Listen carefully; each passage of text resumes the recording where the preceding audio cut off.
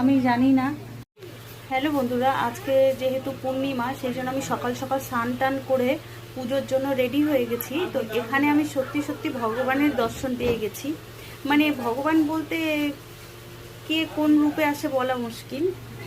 এই যে আরশোলাটা দেখতে পাচ্ছ, প্রত্যেক দিন আমি যখনই পূজা দিই প্রত্যেক দিন এসে মানে ঠাকুরকে নিবেদন করার আগে ও এসে খেয়ে যায়।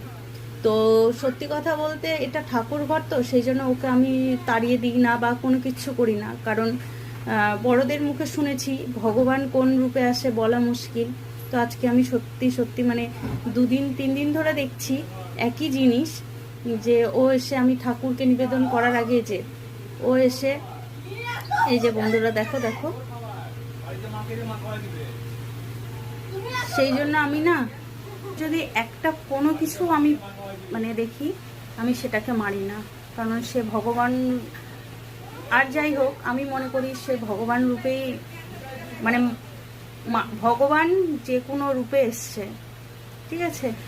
অনেক লোকনাথের ভক্ত, মানে লোকনাথ ঠাকুর একবার হলো কুকুর রূপে এসেছিল।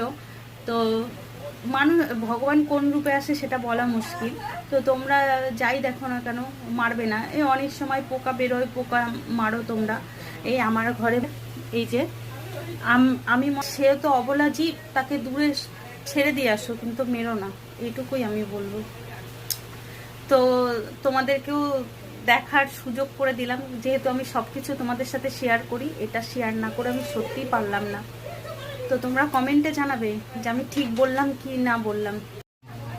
এই যে বন্ধুরা, এই যে দেখো, ও প্রত্যেক দিন, আমি জানি না ও কোথা থেকে, আমি যখনই ভোগ দিই তখনই এসে খায় এভাবে, কিন্তু ওকে আমি সরাই না। আমি জানি না ভগবানের কি ইয়ে, এই যে প্রত্যেক দিন ওই এটাই করে।